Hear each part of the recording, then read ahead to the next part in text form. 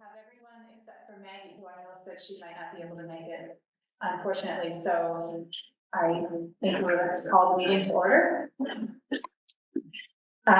So welcome, everybody. It's really nice to see you again. Can't believe it's been only a month. It's been a busy month. Yeah. So our first meeting on our first item on the agenda is to review and approve the November minutes that were sent out. Did anyone have any questions or comments on the minutes? No? All right, is there a motion to approve? I'll motion to approve. Right, second? Okay, wonderful. I think because we have Arthur on Zoom, I think the correct procedure is I'm supposed to go through name by name and ask if people approve. So I'm going to do that this time. So Arthur, do you approve? Yes. And Alex? Yes. And John? Yes. And Lisa? Yes. And Mary? Yes. And Ron? Yes. And I also approve. Okay, the minutes are approved. Thank you.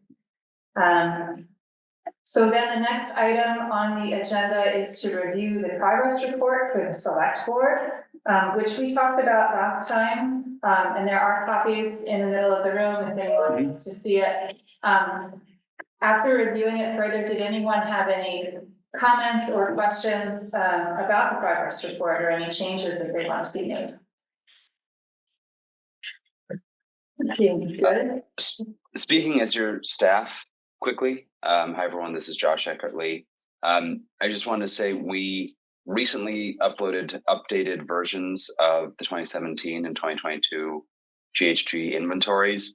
The meat of things don't change, but if it's important to you, technically the color scheme of the sort of Appendix 1 summary is now in line with the color scheme that our consultants are delivering us. So minor change, but just as a heads up on that, looking over your report, it shouldn't change any of the numbers you cite. Okay, thank you for that update. Yes. So I have a comment, maybe it's a semantic thing, but I'm wondering what the difference is between principles and goals. Those goals are listed under each subject item, but principles are listed overall. And it does seem to me, because I've been on this separate exercise, not related to this, but looking at climate plans from different countries, and many of them have goals as an overriding frame setting kind of device, which I think there's some power to, you know, if it's possible to identify goals, overall goals for the town over the next 5 or 10 years, reduce overall emissions by such and such. That's my comment. Is there a particular part of the progress report that refers to one or the other where you think it needs to be clarified? Yeah. Well, yeah, no, there's just, first. Item 4 is guiding principles. That's it. And then for each action area, item 2 is goals. I mean, so if there's guiding principles and overarching goals. Yeah, sure.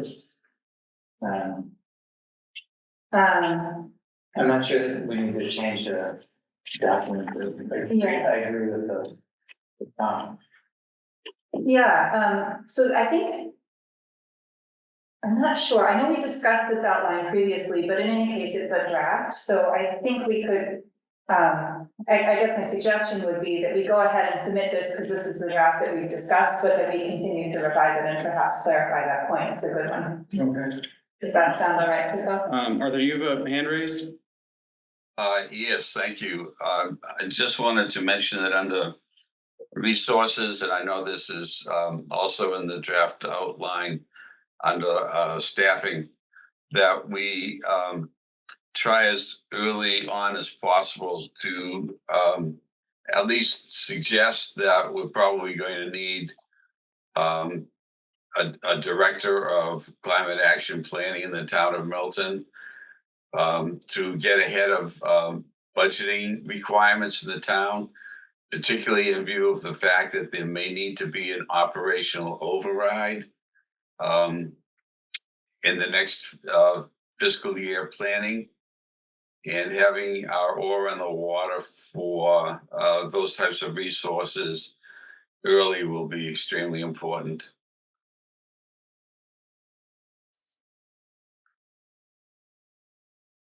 Are you suggesting that we add that as a statement in this progress report?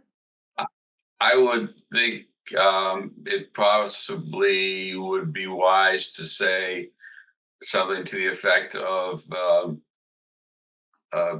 including the prospect of the recommendation for a director position. I would support that. In section D, is that the best place to put that? Yeah, I think, Resources, including- in resources, I think that's what you were suggesting, Arthur, is that's where that would go. Under So- resources, yes. Yeah. So if I heard you correct, the language would be something along the lines of, we may have a recommendation for, allocating resources for, climate planning director or something like that. Correct. If the rest of the committee agrees. I think it makes sense. Yeah. Okay. So the way that this is setting it up then is kind of alerting the select board that we may have that recommendation. We're not actually making that recommendation right now, but we're telling them that that may be coming, so that they can plan accordingly. Correct. Okay. Say, like in other Comment. community, other communities have already done this Mm-hmm. or are in the process of doing it. Okay. All right. Any other suggestions?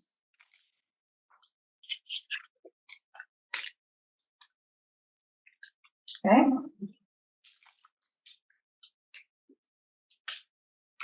So I think the proposal then is to submit this progress report to the select board this month, so this will be like tomorrow, with the one addition of language in section D that would say, we may have a recommendation for allocating resources for a climate planning director as other communities have done. Yes.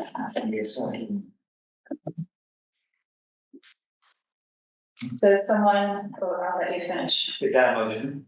Well, I was gonna ask if someone wants to make a motion. I move that we approve approve the update to the select board with the as presented here, but with the amendment that in section G, we have language that we may have a recommendation for allocating resources for a climate planning director as other communities have done. But we also, in that one of those sections, have principles / goals? In section D? No. Oh, Here we discussed earlier. Yeah, yeah, sure. yeah. So, so which part of it? I think it's appendix 3, so that's page 7, or maybe not. No, Sorry. Yeah, sure. it's like that's a straw proposal. But I think we do that. It's not about people. Oh, it's more of a friend. Okay. Yeah, right. Okay. Number 4, right? Number 4, so this additional suggestion is in appendix 3 on page 7, item 4, in the draft outline of the climate action plan. Instead of saying guiding principles / overarching priorities, to say guiding principles / goals. Yeah.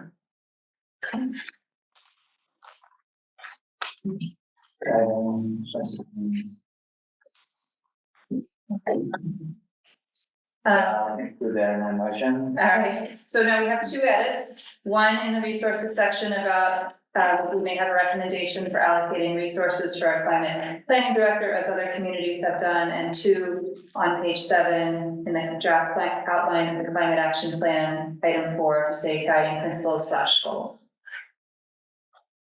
Is there a motion to submit this revised version of the progress report to the select board? That's my motion. So that would read, going back to it, it's, On page 7? yeah, Sorry. because it's, guiding principles / goals / overarching priorities. Is that what you're saying, or we probably say that? I had understood the suggestion to be to replace the language overarching priorities with the term goals. That's right, goals. Okay.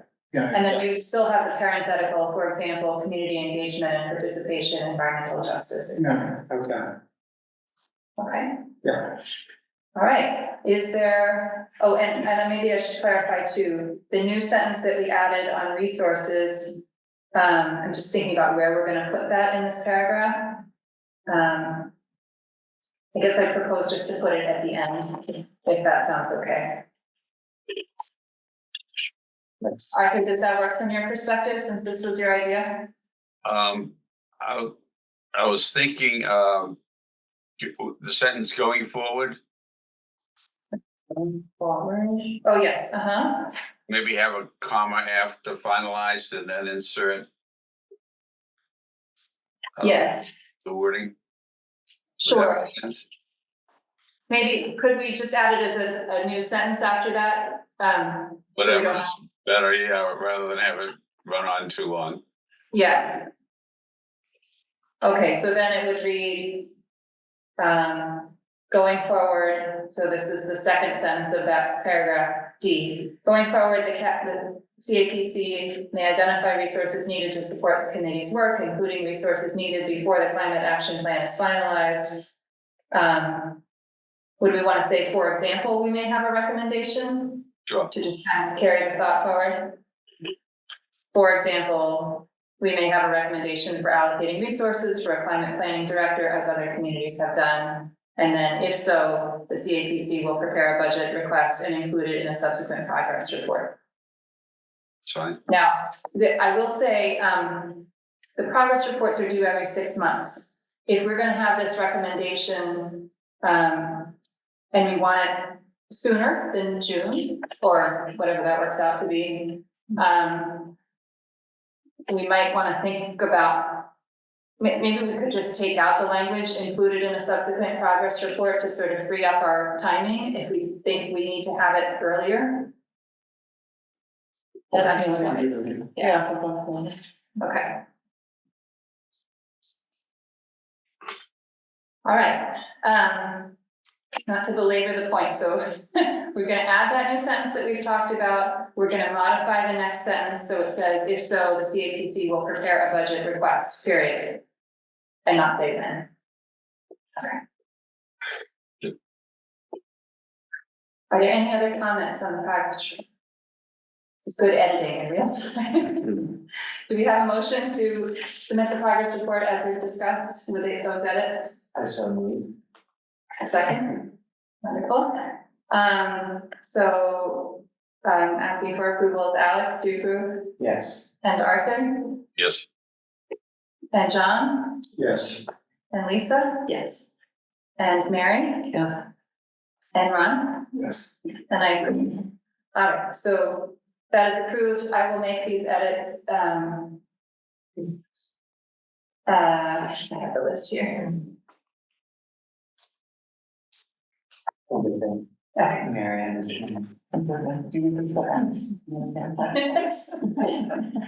So I can make these edits and then submit this to, well, actually, Jack, how is the best way to submit this to the select board? Would I send it to you and you submit it to the select board, or what, would Alex and I submit that directly? I think they would go through Nick, Milano, the town administrator, so I could, I don't think it would matter. CC, executive. Josh, do you have any input there? If he's still, I'm not sure if he's with us. Okay, Yeah, okay. Oh, go ahead. I'm with you. Send it to Jack, please, and he will get it to the correct location. Okay, and Arthur, did you have a comment? Oh, that's fine. Okay, great. So I will update this progress report and send it to you tomorrow, Jack. Sure. And what time are you out of the office tomorrow? I just want to make sure to get it to you. 1:30. Send it to you before 1:30 tomorrow. Thank you. When are they likely to take it up? They have a meeting January 8th, I think. 9th. 9th, thank you. And I don't know, we're not, I don't think, asking for any specific actions on their part. This is a progress, we're letting them know, required to let them know every 6 months, so they may review it. I don't know that they'll do anything with it other than just know that this is the progress we've made. Okay, wonderful. Thank you for your help finalizing that.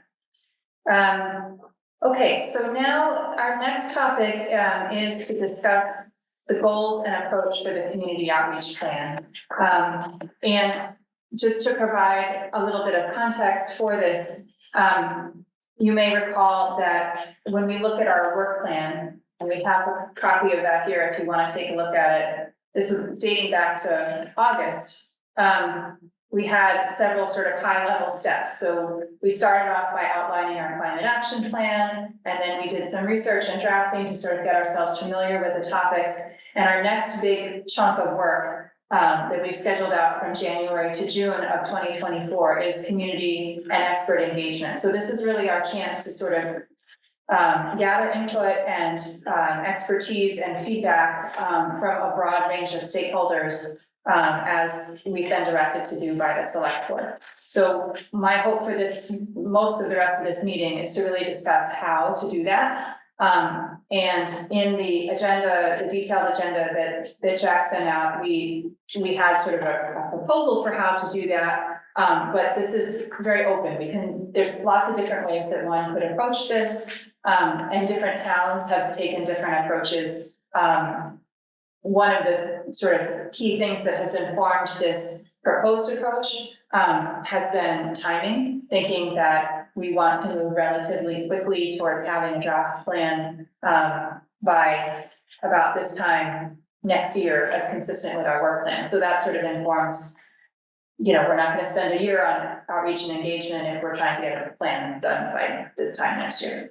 So, so in terms of the proposed goals for community outreach, Alex and I talked about this and kind of went back and forth ahead of time. And we proposed 2 goals, which is absolutely open. We can talk about it, change them, but just to sort of have something to start with. The 2 goals that we proposed for community outreach are: 1, to refine draft recommendations that are included in the climate action plan. So for all of those topics that we were starting to research, we're going to have to come up with draft recommendations. We may want to talk with experts. We may want to talk with community members to sort of get their feedback on those recommendations, refine our ideas so that they can be included in the final plan.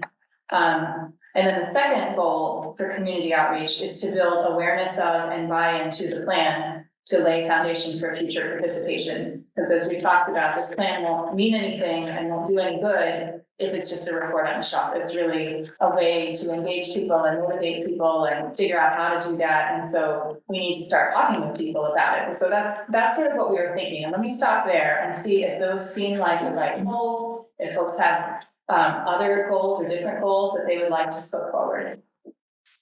One thing I'm trying to wrap my brain around is this idea that what are we going to show people at the beginning of this outreach when it's still kind of fuzzy in our minds? Mm-hmm. And they're going to say, well, what am I giving you feedback on if we're still devising it? So that's like, which is the chicken and egg kind of thing. I agree with that perspective, and to me, the answer is we have to lead with specific recommendations, like, from a place of humility that obviously it's a complex topic and no single human being has all the expertise or experience required to know the answer upfront. But if we don't lead with some very specific actionable recommendations, then we're gonna get a lot of, unfocused public discussion, a lot of, sort of aspirational recommendations. So I think it's upon us, given our roles here, to provide a jumping off point that's very specific, even before we've had the chance to sort of do the public engagement. I think we really need to let people know we exist, is kind of the first thing at this point. Before we've had any recommendations, and let them know that we exist and we're working. And I think we could do that through an article in the Milton Times or something like that, or even to have once we get further along, make sure we have a reporter from the Times attending the meetings. Because I don't know what other people do, but when the Milton Times comes, I tend to go through it cover to cover and read the interesting things that I'm interested in. So that I think getting this information out, even to the extent that the committee exists, who we are and what we're working on, would be a benefit to get people interested in knowing that we exist. I don't disagree. I just think we've already been working for 6 months, and I don't think it's too early to start attaching some specific things that we're thinking about as we try to create awareness that we are working. Because now, often people don't hear about, here's the decision that's been made, and by the time people hear about it, it's a done deal. Like, we have an opportunity we have anything big and sort of impactful that we're gonna put out there, to do it now when people can get all worked up and there's still time to change. I noticed Arthur has his hand up. Oh. Yep, thank you. I was just gonna say that, I agree with all three perspectives that have been put on the table. They complement one another very, very nicely. And having something that people can see and study before we ask them for the input, rather than have them come to any meetings and then have it presented for the first time to them there, which doesn't allow for a great deal of productivity in terms of the goal of having community participation. I think will be much more advantageous to us and welcomed by them. Yeah, I'm not sure if the correct term is community participation or community buy-in. Because it seems like what we need to do is for each of these action areas that we identify and we'll plan for, that it would behoove us to have a small group of stakeholders who have some experience in each of the areas to vet our recommendations, refine them, change them, but ultimately to buy into them so that we can go forward with recommendations that just don't speak for the 6 of us. I totally agree with that. And I think part of what we want to do tonight is, I think you need to start laying down some specifics, some larger action items in order to figure out who are those stakeholders, right? Because once you're talking about, say, like hiring a climate action planning director, right? Now we know that we got to talk to Bono and whoever else is sort of involved in the hiring and budgeting process. Right? And so we can start with a kind of straw list. And these are the big things that we think we may spend time on. Find those stakeholders. They may tell us that a few of those things are totally crazy, and they'll come off the list. But please see the process. So I just want to check in and say, I think I was going to do the goals first and then the how, and I think we've jumped right into the how. But nothing that I've heard suggests to me that the goals are out of whack. So I think all of what we've been talking about is consistent with the idea that we need to refine recommendations, that we need to build awareness of what we're doing and buy-in. So do we feel comfortable with those goals? Is there anything about the goals themselves that seem off? No, I think the goals are fine because, the first one essentially says we have to do it. And the second one, awareness and buy-in are going to be keys. And, I think these are our main goals. Okay, good. Well, with that understanding then, let's talk a little bit more about the how. And I have a feeling we'll refine this, but I just want to sort of lay out there what Alex and I had talked about as sort of a straw proposal. So we were thinking that maybe we could start by drafting key recommendations for each topic area that we've already worked on. And then identifying stakeholders, kind of like you were saying, Ron, like people who know something about this and could engage on each topic and overall. And then conduct individual outreach, informal one-on-one meetings with those stakeholders to describe each issue and get feedback on those key action items. I will say, to your point, John, this could be happening in parallel with some general outreach too. So like, there's no reason we have to do this step by step and not do things in parallel. Another step we could do is to do a general survey and a youth survey to get sort of feedback in different ways, online and from people who may not come to meetings, to get general feedback. We could also do stakeholder meetings. So that could be, we go to stakeholder meetings, like I know Maggie has talked about, and she's not able to be here tonight, but she's really emphasized the importance of going to neighborhood meetings, for example, or going to other meetings where people are already meeting. So if we can identify key stakeholders, we could go to their meetings. We won't be able to do that for every group in town, so we'll have to figure out what the priorities are. And we could also hold dedicated public meetings, like at the public library or, the Council on Aging, where we, offer information and ask people to come to us. And we could do additional outreach. So this is the idea of social media, newspaper publicity, putting stuff on our website, just getting information out, both about what we're doing generally and the recommendations. And from all of that, then refine the key action recommendations that we had come up with at the beginning. So that's sort of one idea. It's not necessarily in sequence. I mean, that's sort of one way we could do it, but like I said, we could do things in parallel.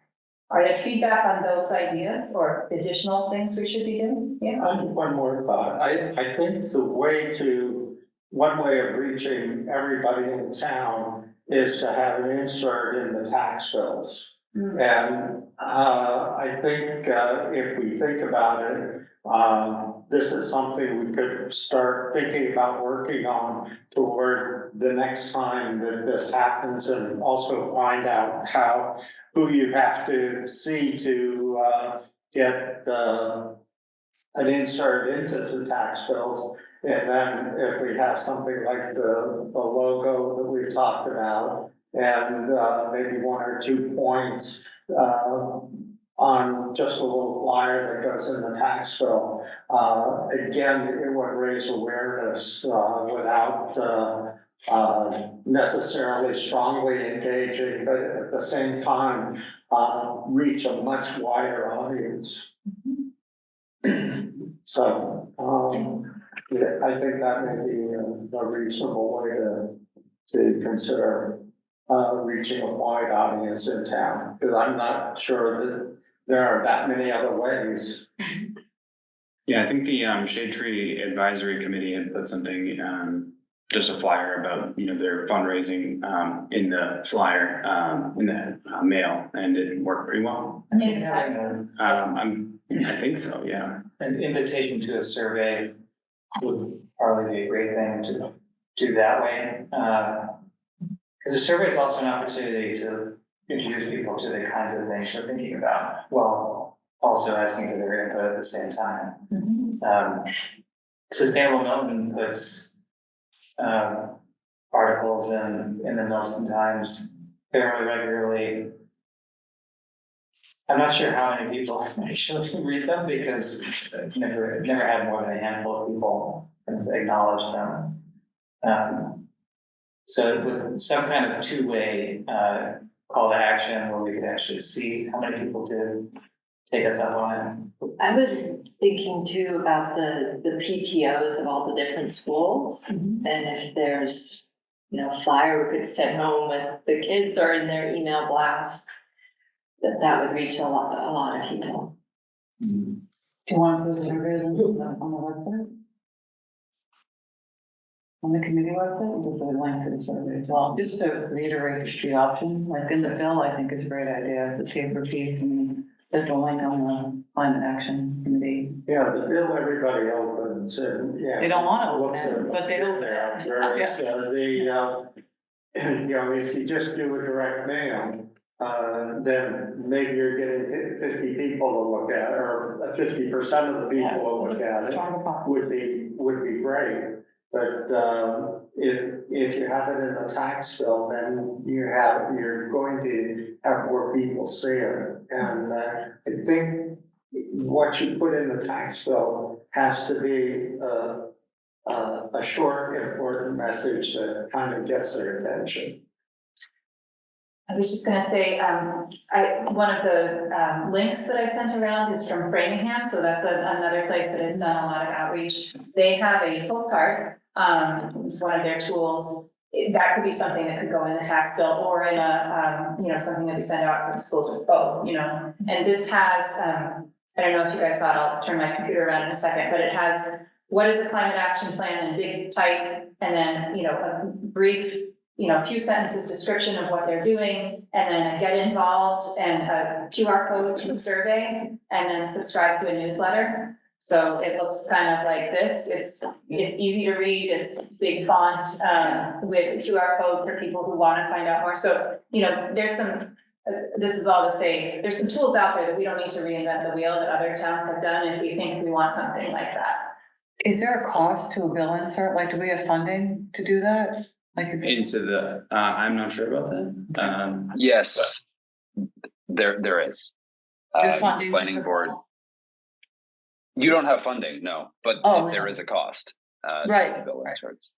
And we inserted water bill information packets for MBTA communities. So if you got those in your water bill, that was a cost to insert. I tend to advise against those kinds of things, just because it sort of muddies the water, like it's sort of an involuntary outreach in a way.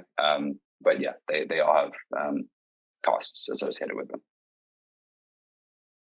Josh, could you tell us, or do you know what that cost is? I can send around, I think it was, it had to go to every house in town. I think it was around $1,000 for all the printing. Okay. Go ahead, Ryan. Thanks. I know, I just have a little concern about going too quickly down the all Milton, here we are campaign until we know a little bit more about what we stand for.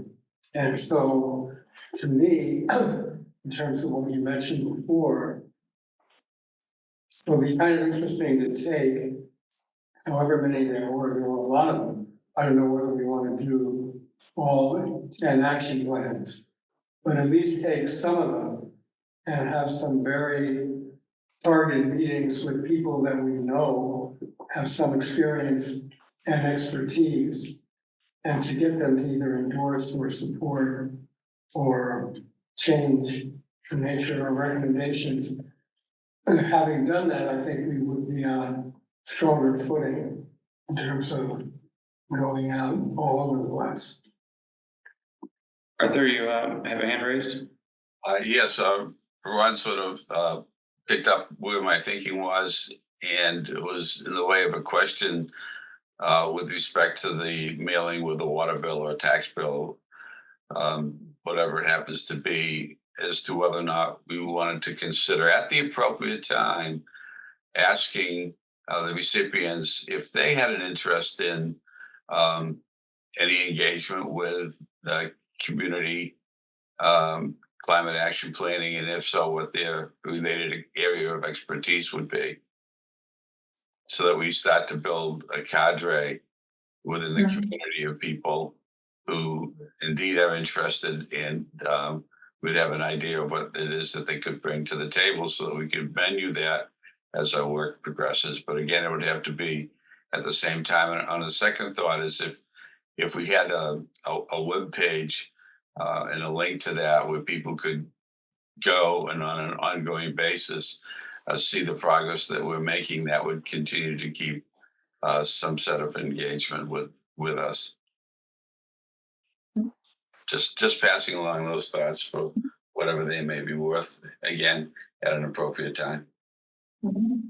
Yeah, so we do have that climate resiliency and sustainability webpage, so we can definitely expand that. So hearing all the different perspectives, I think we can accommodate all of them, and it's really a matter of timing, I think.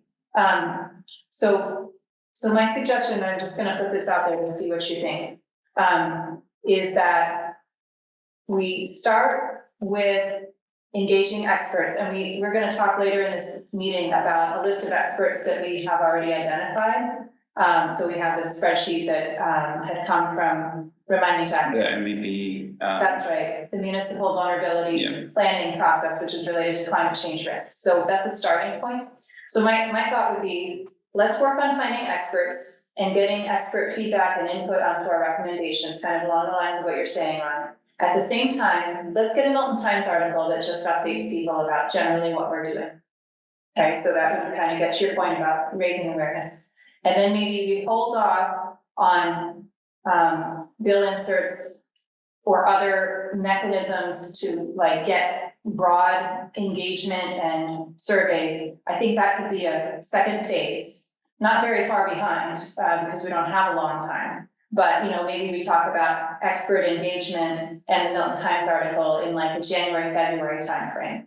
And then we're talking about doing broader engagement, including public meetings, inserts, websites, surveys, that kind of stuff in like March, April, you know, something like that. How does that sound to you all? Is that a third phase? You're saying those are surveys and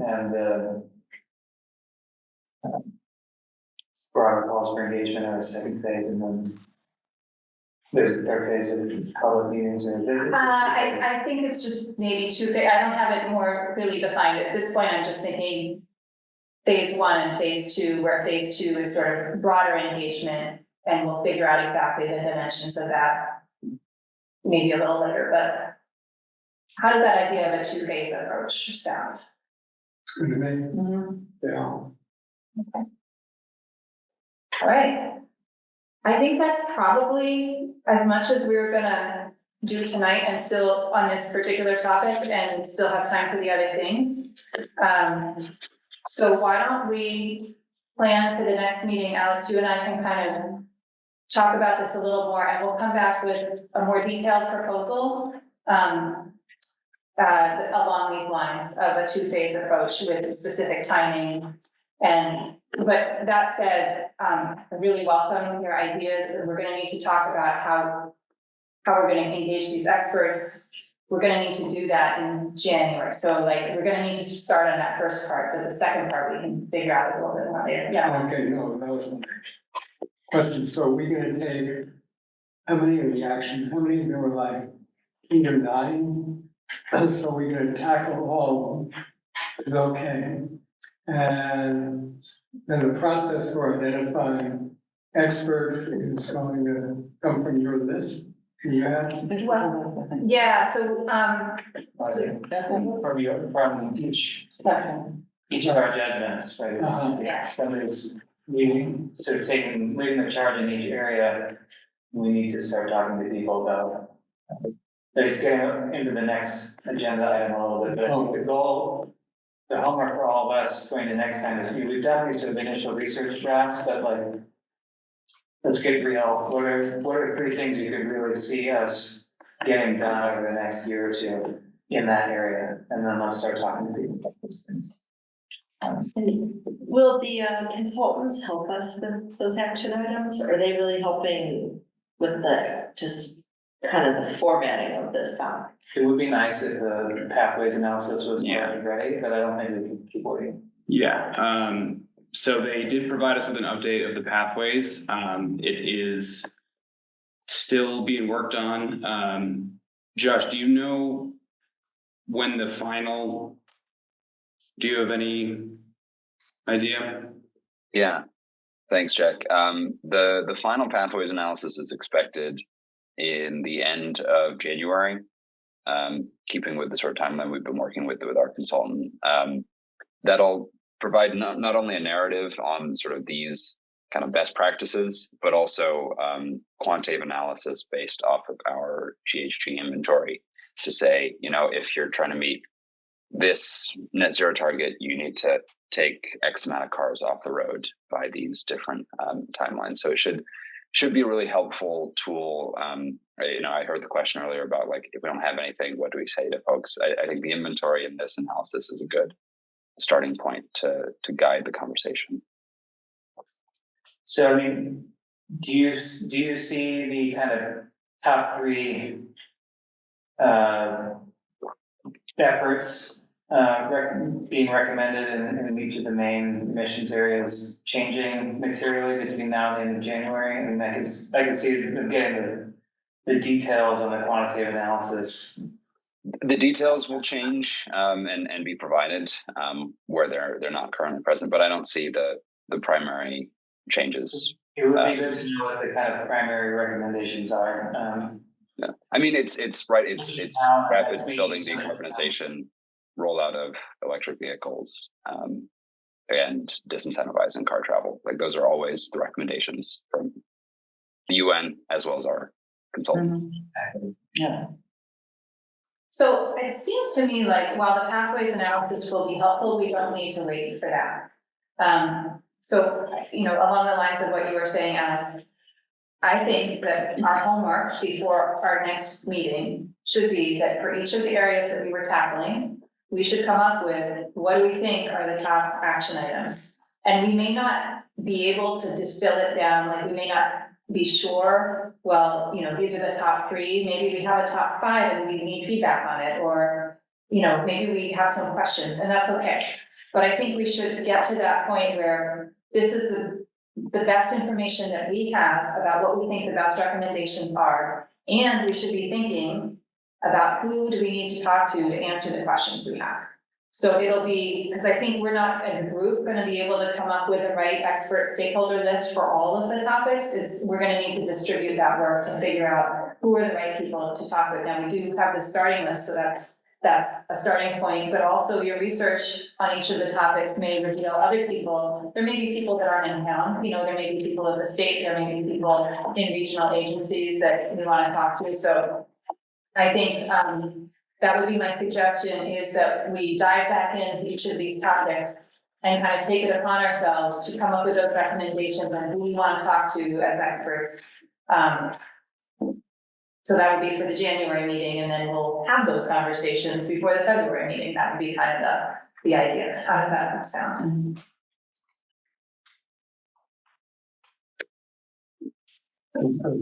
Okay, and we will get to that list in just a minute, but let me see how we're doing on the agenda here. So, okay, so I think we've got the broad strokes, and we've started to talk a little bit about next steps, so that's good.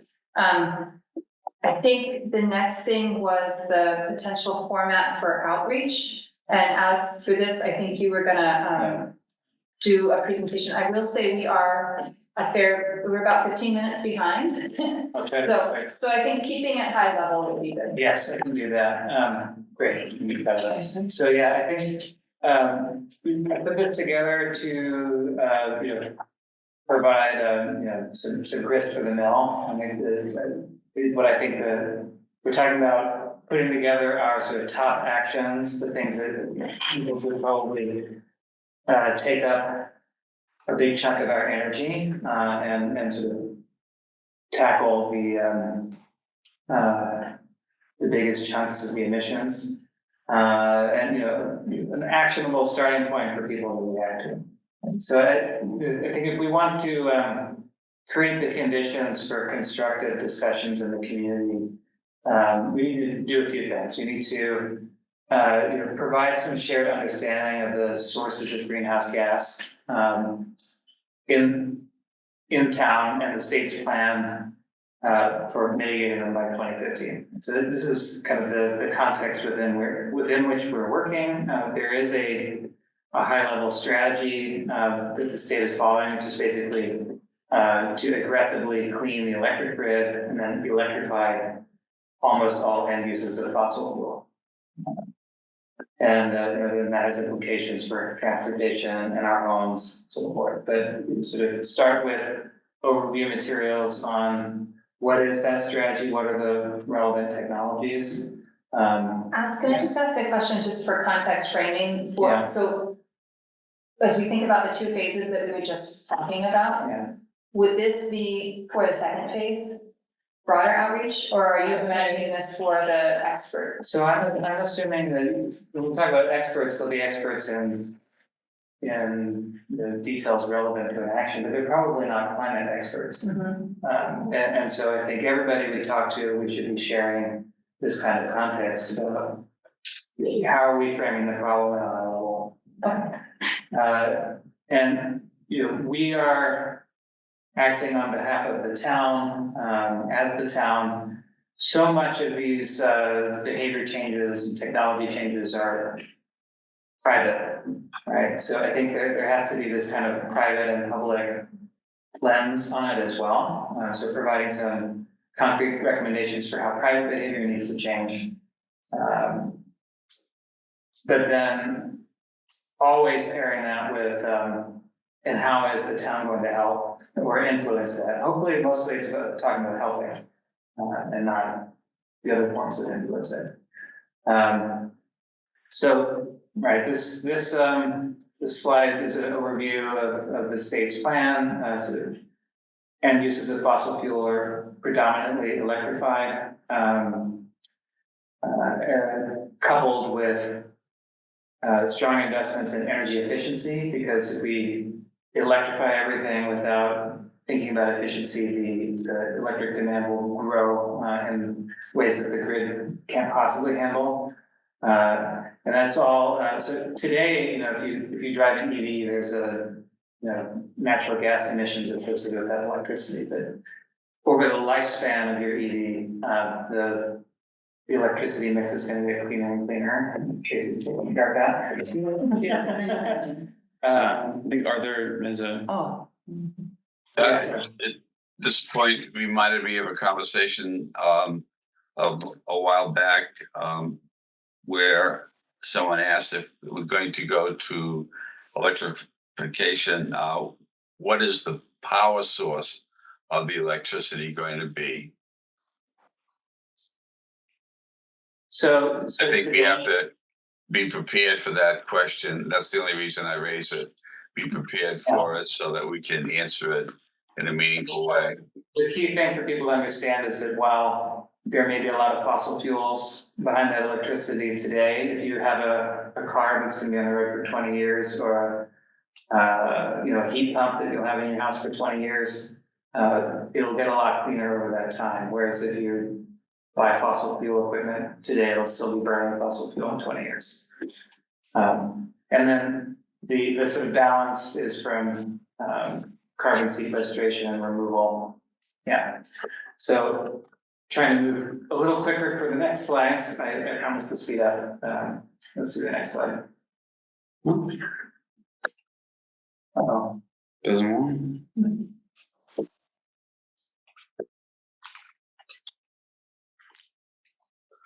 Yeah, so we should ground our priorities in the quantitative scale of emissions. I think we're getting pretty familiar with this, but most people don't have an intuition for what's the relative value of changing how I heat my home versus composting, right? Well, home heating and cooling is a 32% chunk, waste is 2%, right? So just making sure people have a shared understanding of the relative size of these categories of emissions, so they understand how we prioritize our efforts.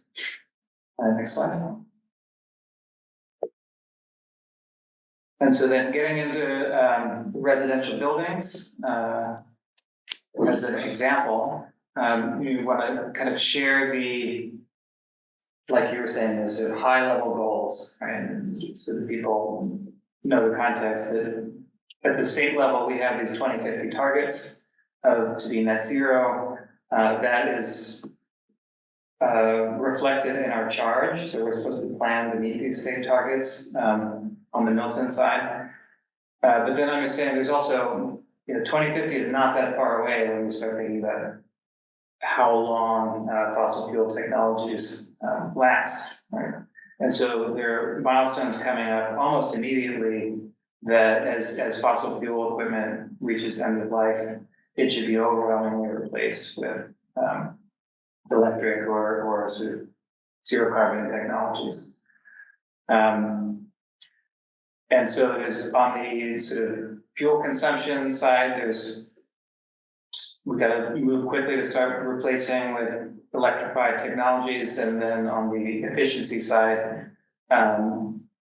new building stock needs to very quickly become much more energy efficient. Because everything we're building now is still going to be here in 2050. Next slide.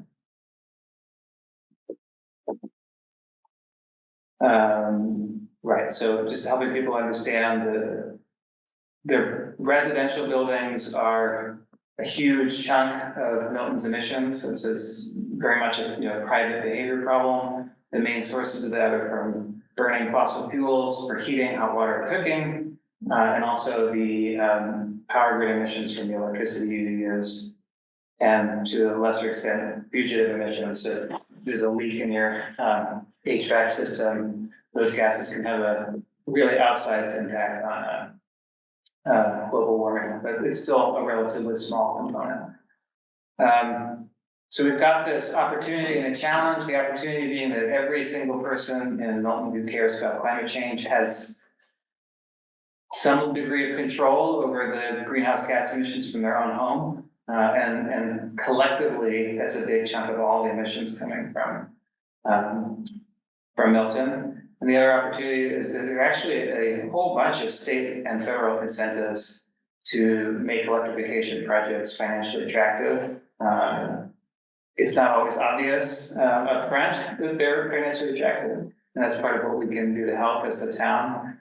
So the flip side of that is it is a challenge. Like, this requires widespread collective action, and today many of the electrification projects that are needed are frankly complex and challenging. Even when they are financially attractive, it can be hard to see that.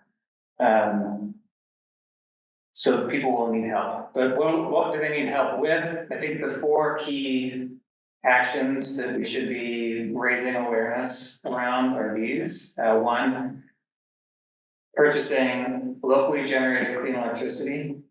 And you can do that through the CEA program today. It's quick, not very expensive, and you can cancel anytime.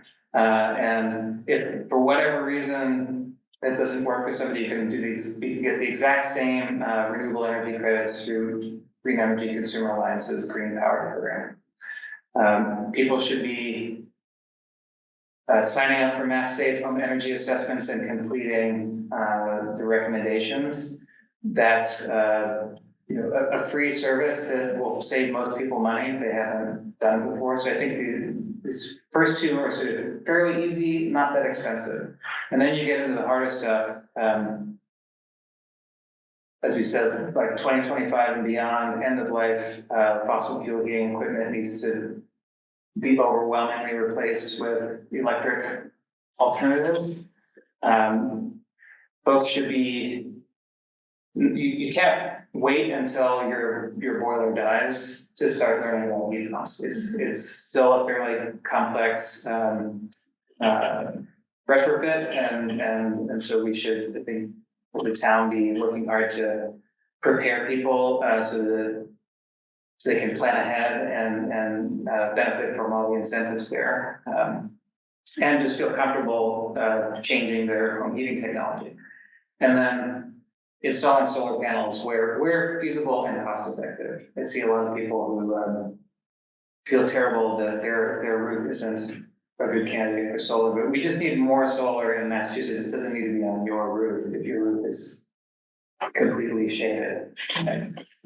So, and also Sustainable Milton has a new website that is kind of highlighting all these things and providing as much local detail as possible on each of them. So hopefully that's memorable, and I definitely welcome any content or recommendations for that website. Is very, very easy to update and expand. Okay, so on the town side, this is what I see as the sort of 4 key recommendations.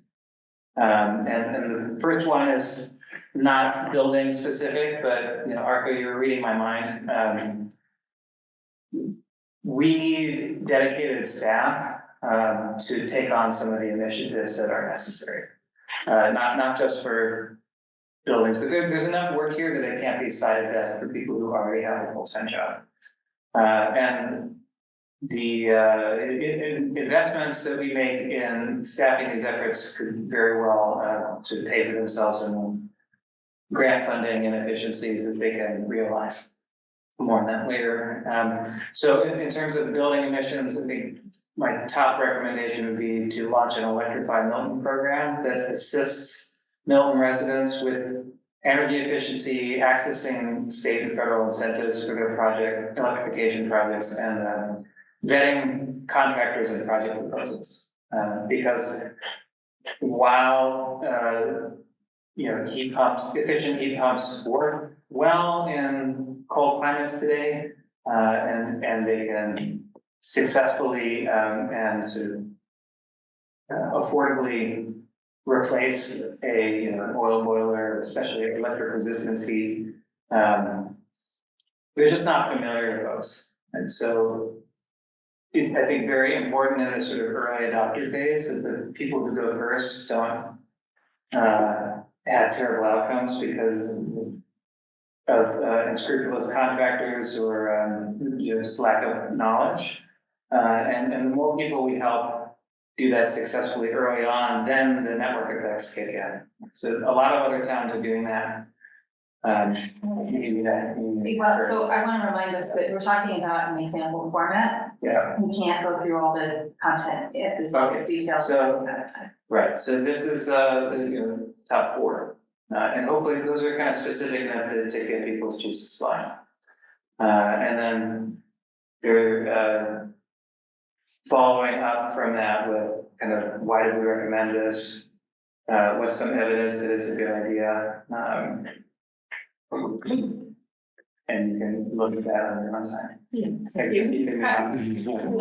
are so engaged. I'm just sitting here smiling. I'm thinking like, isn't this amazing that we have this group of people that's working on it? It's incredible. It's so fantastic. And it's hard to stop sometimes. But, okay, so that I think was a very powerful and great example of how we could take the content that we're all gathering, so in this particular case, there was some high level background and then there was some content particularly related to emissions from buildings. And that was an example for how we could take that and distill it down to a slide format that we could share with first experts that we identify to get feedback, and then a more general audience to get additional feedback, and then ultimately that would go into the plan. Is that a fair characterization? Right, and we could get feedback that would remove things from the list and add new things. Yeah. Gotta start with something. So thank you so much for going first, because it's really hard to do the first one. So I think the question for us now, and we don't have a lot of time to discuss it, but does this seem like a general good format to use? Is it too detailed, not detailed enough, right level of information, right, kind of topics, like we're focused on mostly on the action items, just a little bit of context. Does this seem about right? I mean, if that was mainly focused on residential and buildings. That was one topic, Right, okay. and there's, others, so, we don't wanna death by PowerPoint, so it's like, we might want the like overview slides and then all the evidence, which, I love evidence too. But those are maybe like, if people ask a question, like we'll have them ready to back it up. And that's one reason why I think that it's great to start with more one-on-one and small group Yeah. stakeholder conversations at this phase, because there will never come a time, probably the final climate action plan will have too many action items in it to go over them all in a public meeting. Yeah. And so we want to really pick out the ones that, for those broader groups, I think the ones that are most likely to sort of need buy-in from the wide population, are going to impact a lot of people, are going to be controversial in some way. You just got to get it out there, Right. let people have their feelings about it and respond. But there might be a bunch of stuff in there that is sort of internal to town hall and like, we don't need to discuss with 30,000 people. Right. Yeah. Is there a plan in Milton to get rid of the electrical poles and put all the electricity underground? Because I mean, that's the question that came into my mind as I looked at this. And if there is such a plan, we should be talking about it, or at least if there's a goal toward doing that, because we didn't have electricity all day on Monday, essentially, and probably half the people here didn't. And and that was simply because, we had wires up in the air and subject to tree limbs and all of that. So is there a plan? Does anybody know? That would be, subject to the electric distribution company, so in Milton, that's Eversource. That would have to be approved by the BPU. I think it's fair to say that that's an unlikely thing to happen anytime soon. It's just, that would be immensely expensive to do statewide, and so I think probably that's just not realistic for the short term. They're generally very concerned about reliability. Oh, And absolutely. there are absolutely risks to reliability associated with the energy transition. There's no denying that.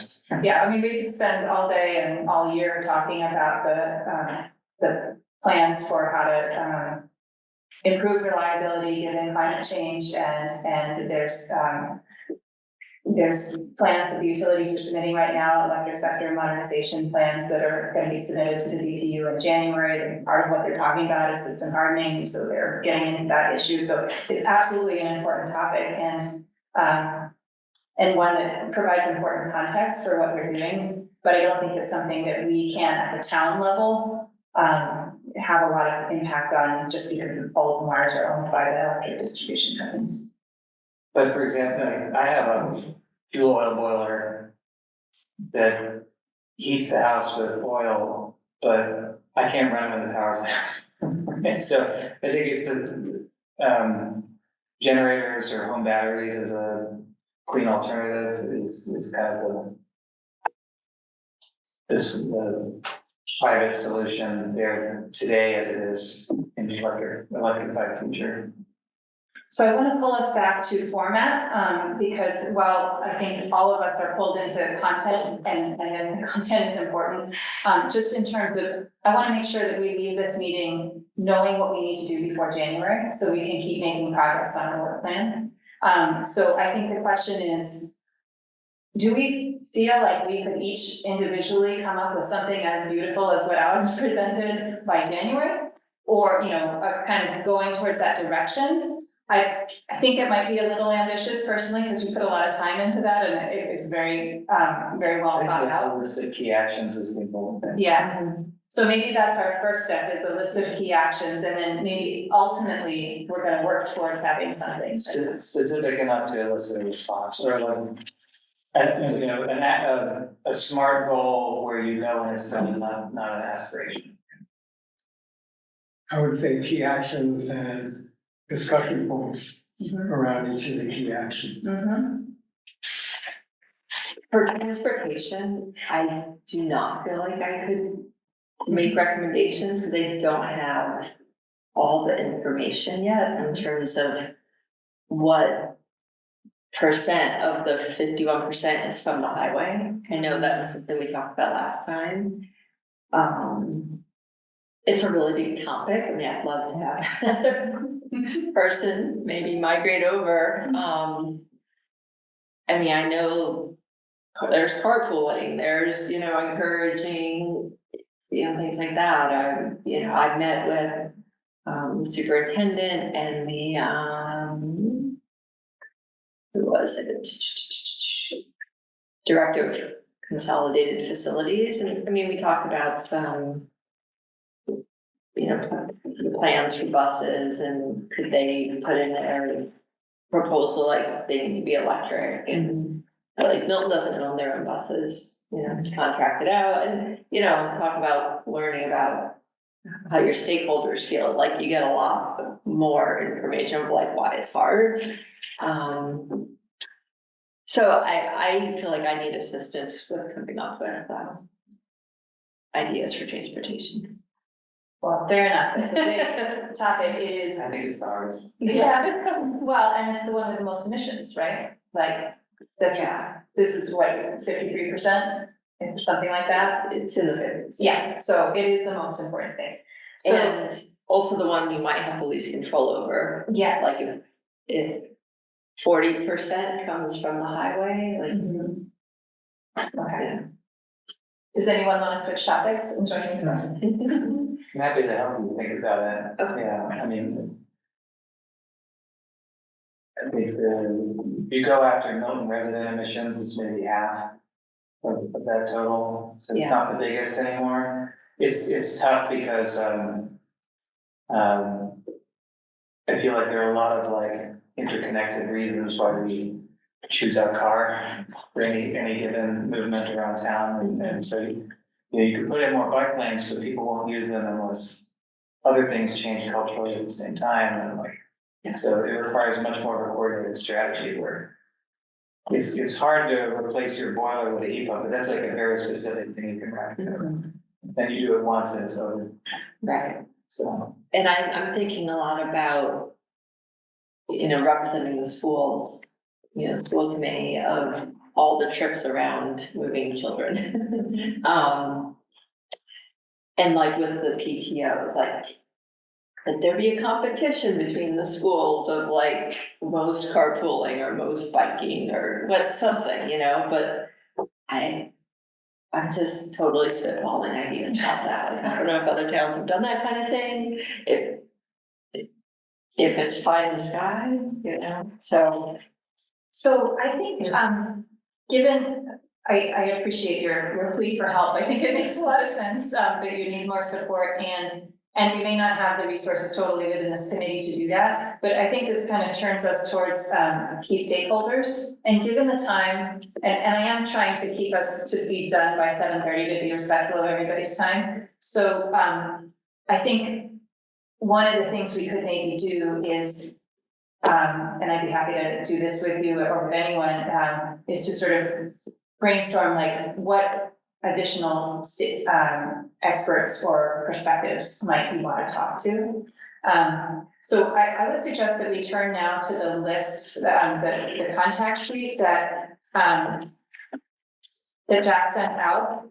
And just, if folks scan through this, I don't want to spend a lot of time, but if you can take a look, there's a lot of, maybe look at the contact organization, which is like Yeah, I would say that's more important because this was done a couple years ago before COVID. So I think a decent amount of these are going to be. Yeah. So I copied into another spreadsheet and made some edits and additions. I was Great. afraid to edit this one copy. I don't know what it's used for. Yeah. So, but I have some like updates and additions to offer. That's awesome. I also have,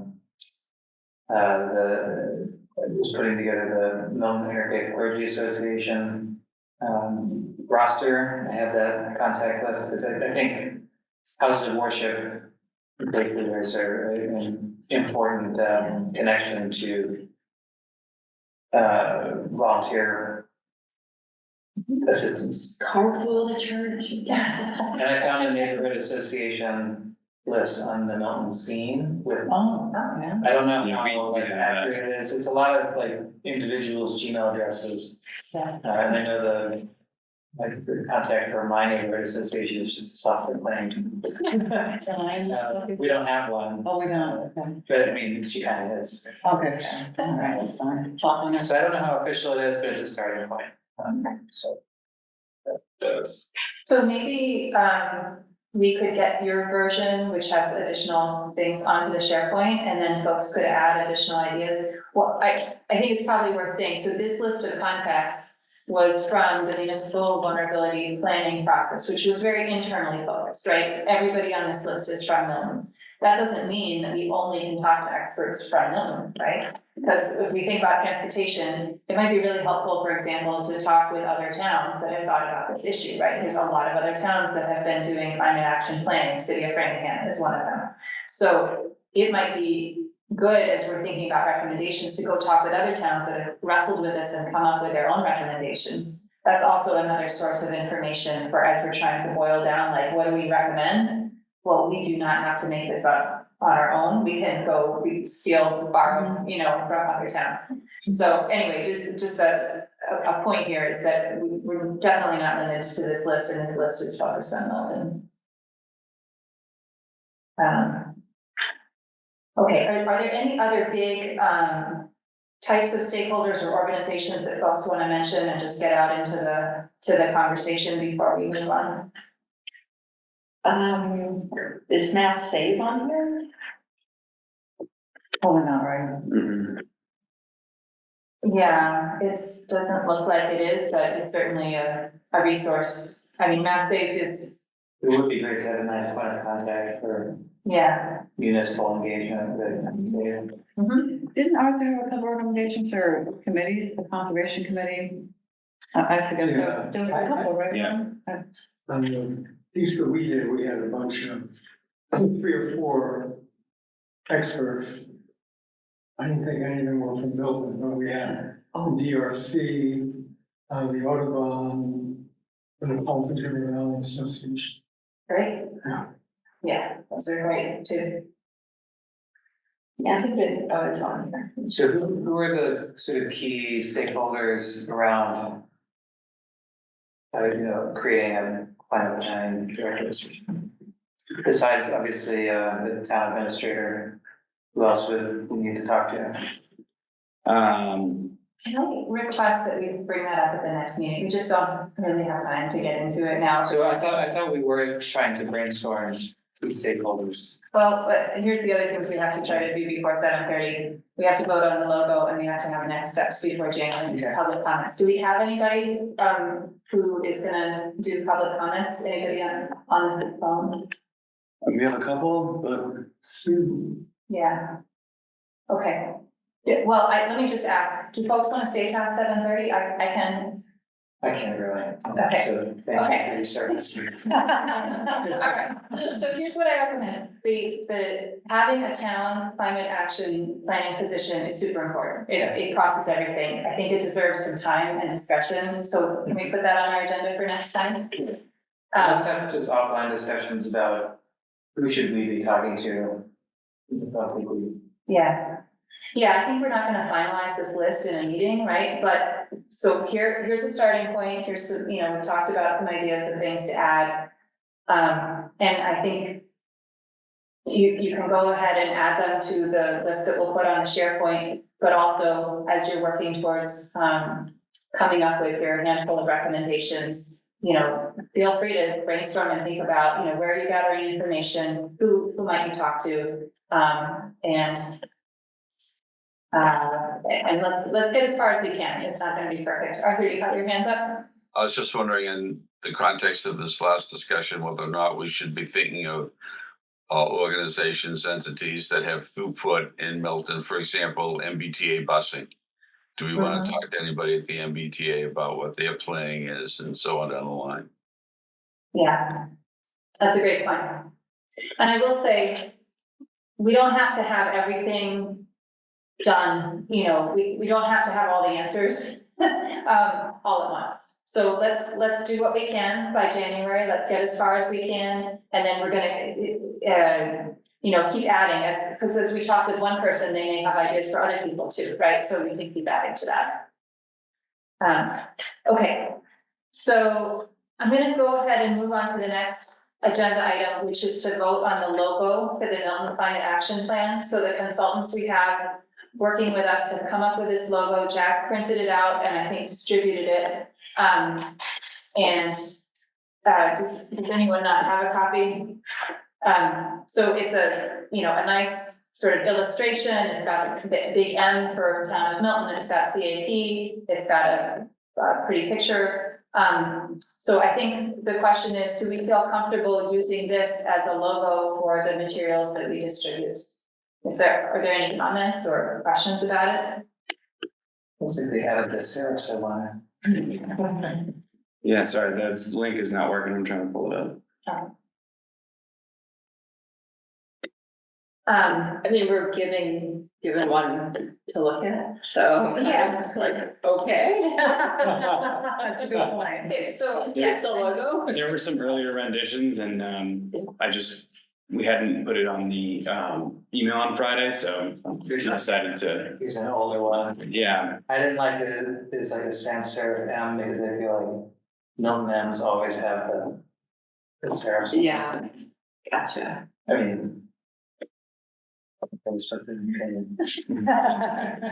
So I think our options for today would be to approve it as is and say that's good, to say, we want to fiddle with it a little bit. Or to say, this is really not what we had in mind, back to the drawing board. I don't know if we even have the consultant resources to do that. Yeah, I think that this is sort of the final rendition that the consultants have landed on. I mean, I think we could possibly, if Josh, do you think we could add a little bit more?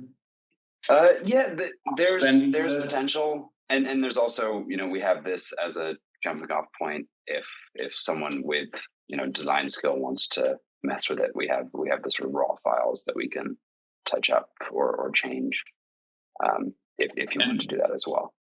Yeah, and I would say too, the overall plan, which is what they're working on now, is to take elements of this design and sort of apply them to other aspects of the overall sort of menu of like PowerPoint presentations and other materials like that.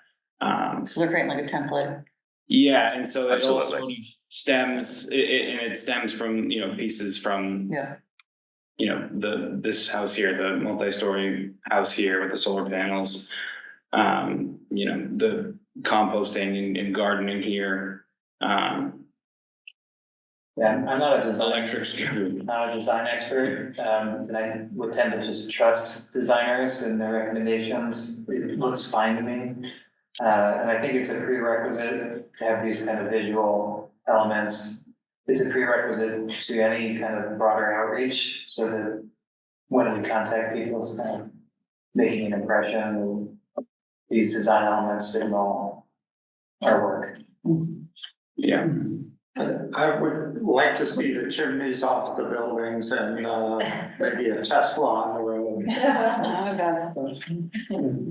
My reaction is, we're on the ocean, kind of, right? Like we're on salt water and we have blue hills.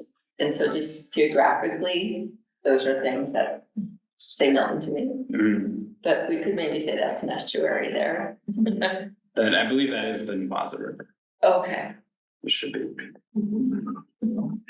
Maybe it's the Unquity Brook. I think it's everything and anything. It's the beauty of art. Yeah. I don't need to over. Is, it's just a semantic thing. Is the logo, are we advertising the plan or the committee? This is a logo for the plan. The plan. The plan. So when we put out little announcements, we have this logo. Okay. Yeah. yeah, I think the committee is formed to create the plan and then to implement the plan, so although they're not the same thing, they're closely related. Okay. So I've heard several suggestions for modifications. I've heard that kind of the consultant, this is what they've done, and if we want to do something else, we're gonna have to do it ourselves. So, is that right?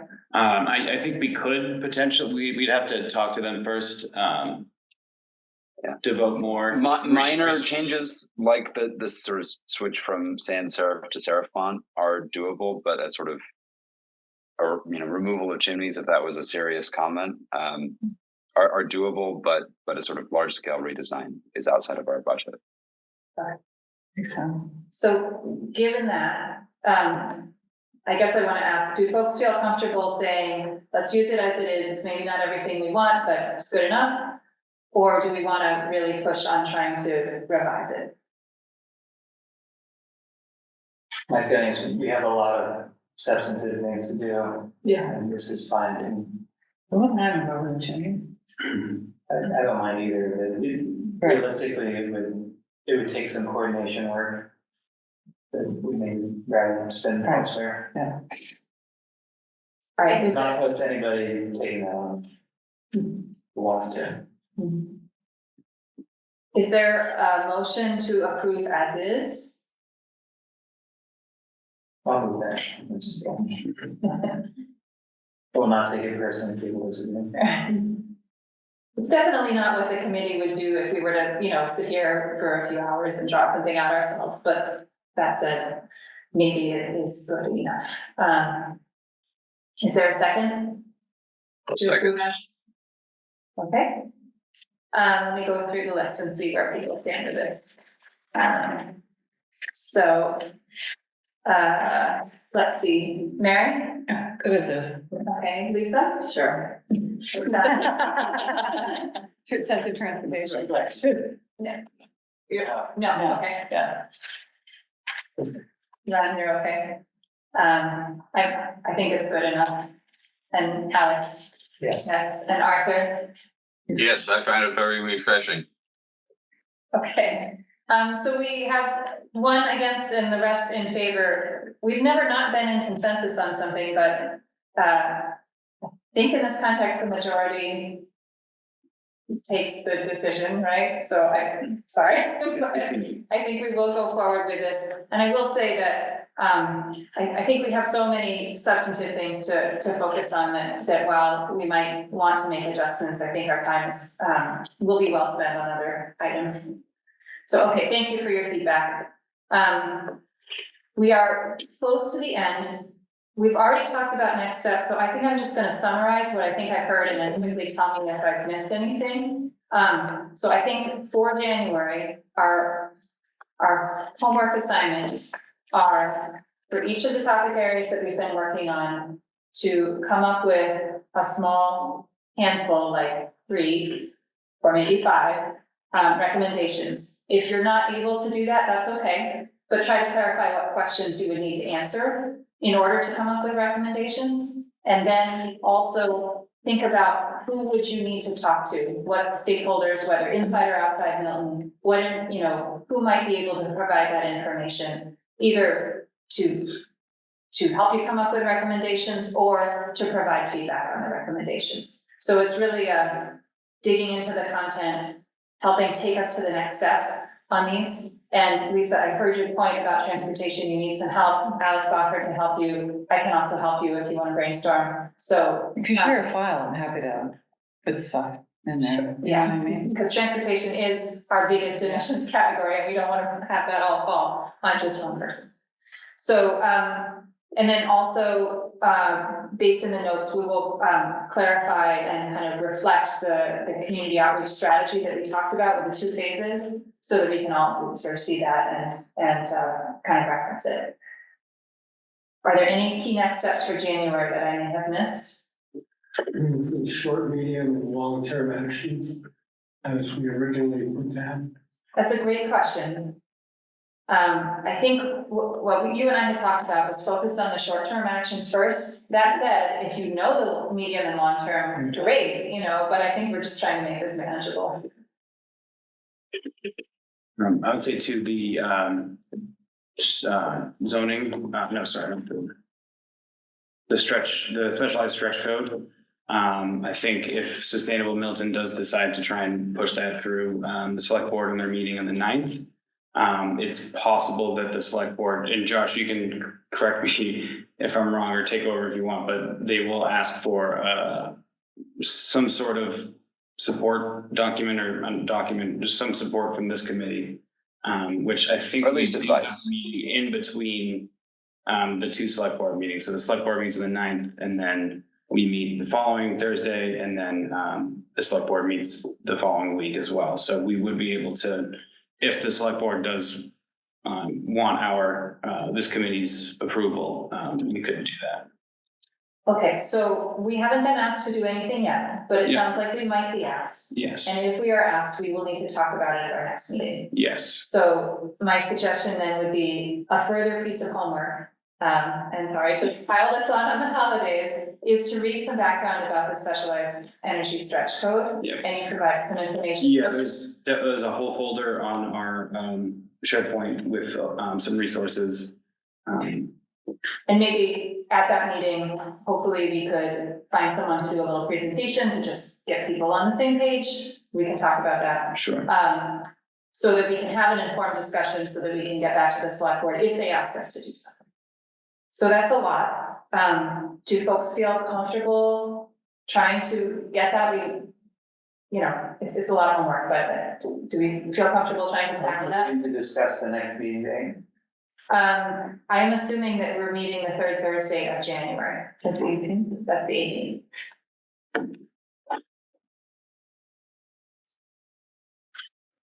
I can do it. It's my wife's birthday, so it moved a week later. I wouldn't mind. So not gonna disrupt anybody else's calendar.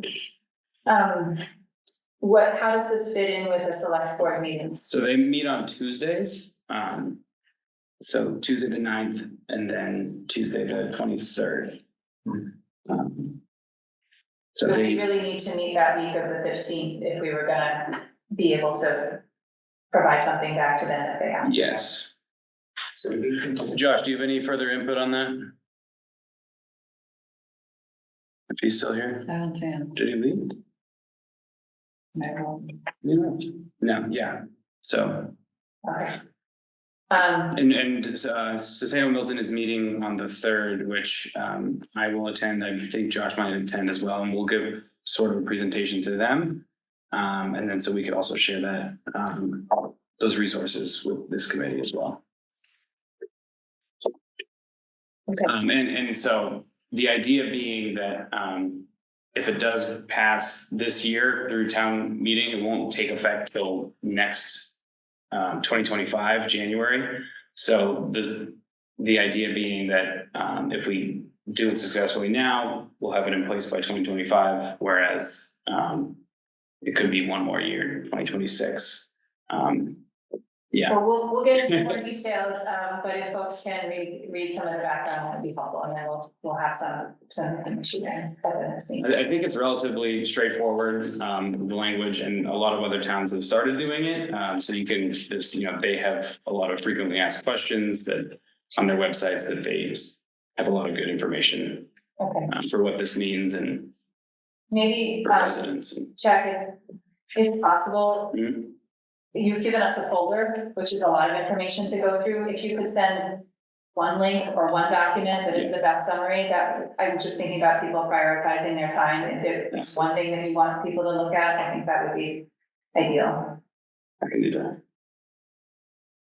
Okay. We are at 7:30, so I think we've covered everything except for public comments.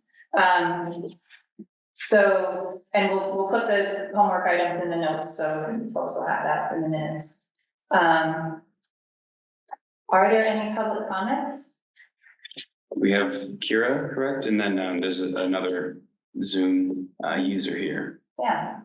So if there are any Folks, Kara or anyone else who wants to make a comment, feel free. Yeah, raise a hand. Hi, I know what you were looking for from me, especially when I was talking to Tracy, is that community outreach stuff, which you guys had said today, you were gonna push back till I think you said March. So obviously anything that I have to say, isn't super useful for you guys right now, but I was just gonna say, maybe think about using social media as a form of outreach. I don't know if you guys had said that today.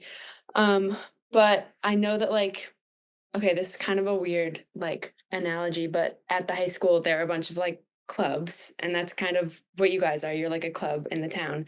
And so all the clubs at the high school have social media accounts, and they're only active when they have things going on. So if you guys were to create social media, especially on like Instagram and Facebook, I know those are the two big ones.